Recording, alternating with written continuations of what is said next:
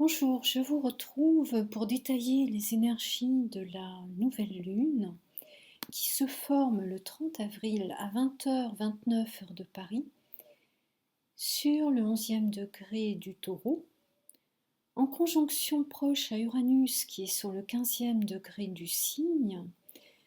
Déjà, c'est a priori une configuration qui est électrisante, qui annonce une accélération des changements.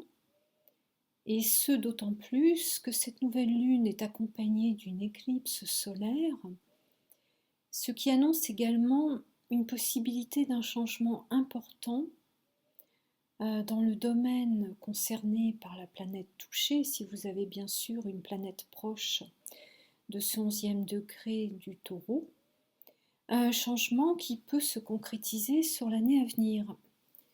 Et si vous n'avez pas de planète dans les parages, il faut comme toujours regarder quelle est la maison de votre thème natal où tombe cette nouvelle lune avec cette éclipse, et cela vous donne une idée du domaine qui va être concerné. Alors si on regarde de plus près cette carte du 30 avril, on remarque un amas planétaire en Taureau et un autre amas planétaire en Poisson, où on trouve du reste Vénus qui est la maîtresse de cette nouvelle lune. Vénus qui est en conjonction exacte à Jupiter sur le 28e degré du Cygne. Elle est également en conjonction à Neptune sur le 25e, qui est sur le 25e degré. Donc ça, a priori, cela apparaît comme une configuration d'épanouissement, d'exaltation, d'expansion dans le domaine concerné. Et d'autant que cette conjonction est également reliée à Pluton par un sextile. Alors déjà, les signes de terre et d'eau vont être les plus concernés par les configurations de cette nouvelle lune. Mais comme toujours, il ne faut pas regarder uniquement votre signe solaire.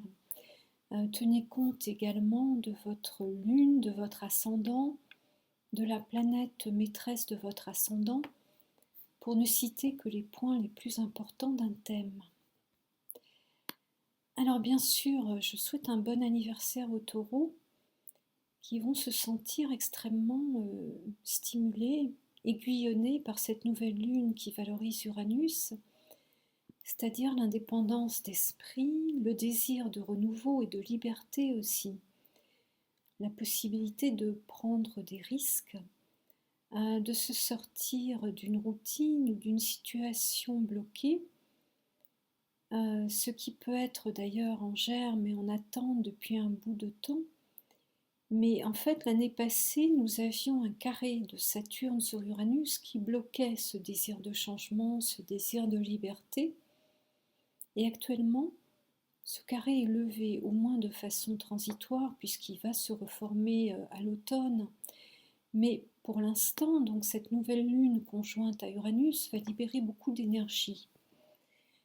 Tout est possible en termes de renouveau, qu'il s'agisse d'un nouveau départ professionnel, d'une rencontre ou d'une série de rencontres. Ce qui est certain avec Uranus, c'est qu'il y a toujours un effet de surprise. Et par ailleurs, l'autonomie que l'on peut acquérir sous ce transit ne résulte pas forcément d'un choix, puisque ce sont plutôt les événements qui nous mènent vers une indépendance accrue, parce que Uranus étant une planète transpersonnelle, ne nous laisse pas dominer le cours des événements, on est plutôt poussé par le destin. D'ailleurs, on peut remarquer qu'on a également le nœud lunaire nord qui est lié au destin dans ce signe du Taureau. Donc, toutes les valeurs du signe vont être activées.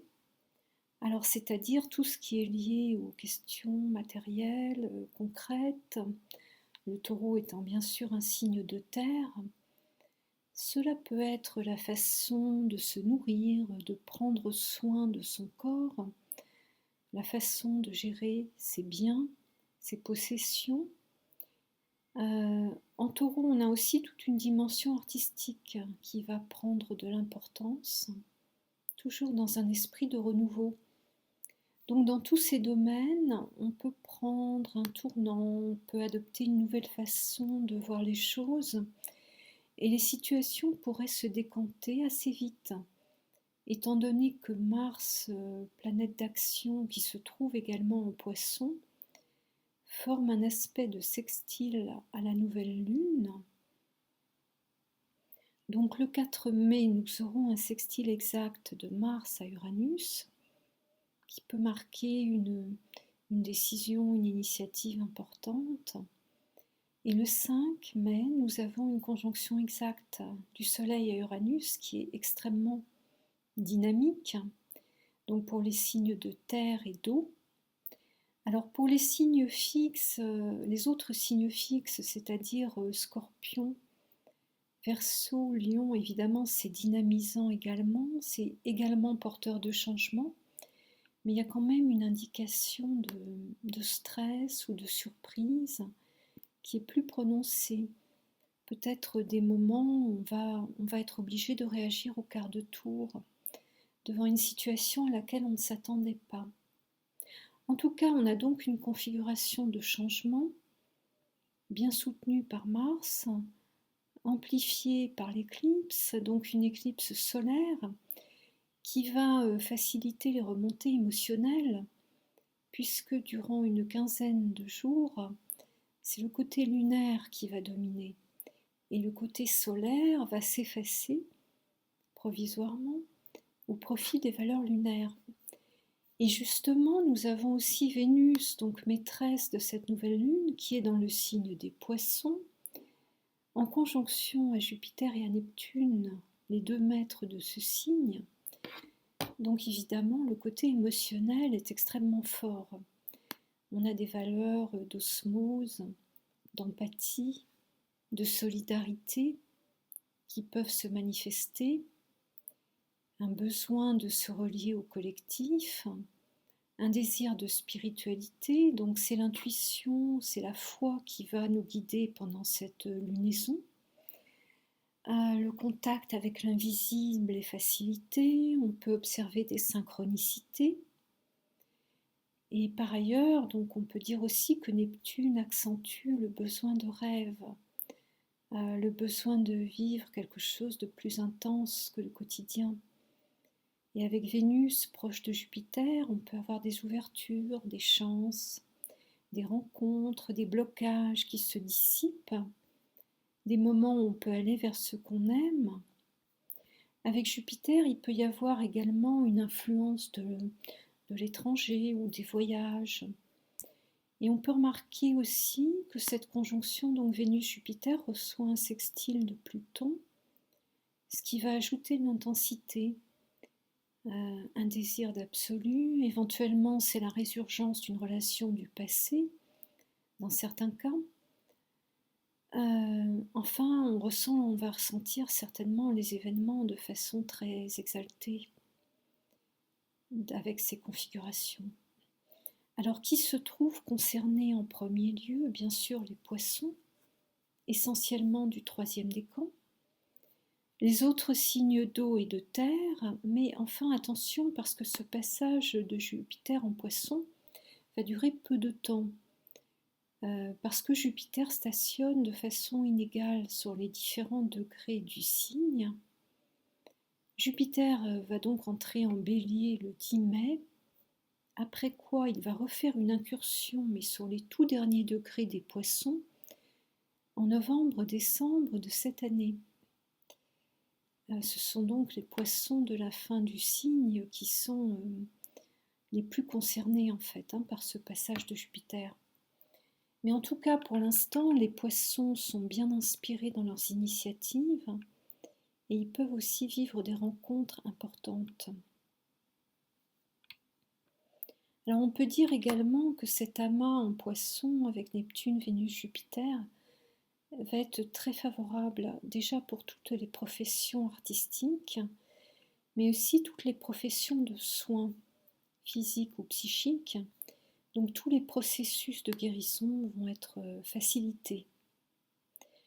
Alors bien sûr, il y a toujours un revers de la médaille, donc si on peut considérer, si on peut voir un côté éventuellement négatif à ces planètes en Poisson, qui va jouer surtout si vous avez des valeurs en Gémeaux ou en Sagittaire. Il faudra se méfier des excès alimentaires ou excès de dépenses, puisque Jupiter en dissonance fait perdre de vue le concret. Il peut y avoir un manque de contrôle.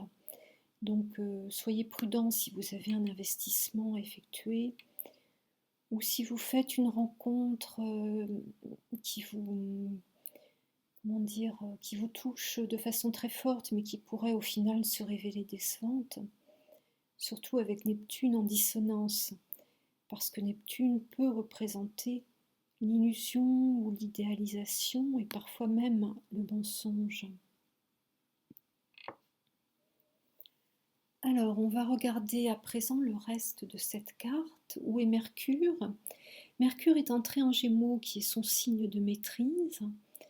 Et ça, c'est aussi un facteur d'accélération pour toutes les prises de contact, les rendez-vous. Ça va faciliter les démarches professionnelles et autres. La circulation des idées est activée, tout au moins jusqu'au 10 mai. Évidemment, tout d'abord pour les Gémeaux, mais aussi les autres signes d'air, les Verseaux, les Balances. C'est positif aussi pour les Lions, les Béliers, donc il y a une rapidité accrue. Mais il faut noter que Mercure va rétrograder entre Gémeaux et Taureau à partir du 11 mai et jusqu'au 3 juin. Ce qui nous annonce une période durant laquelle les démarches vont marquer le pas parce qu'on devra revenir sur certains points ou creuser ses réflexions avant de pouvoir, par exemple, signer un contrat ou décider d'un achat. Alors, quoi d'autre? Pour terminer, nous avons Saturne en Verseau qui transite le 3e décan. Donc Saturne, son retour intervient tous les 30 ans. Cette planète impose un recadrage, un recentrage sur ses priorités du moment. Toutes les questions liées à la sécurité, aux liens, aux attachements sont mises en lumière. Donc c'est une configuration qui peut coïncider avec la fin de quelque chose, la fin d'un lien, d'un contrat qui arrive à son terme.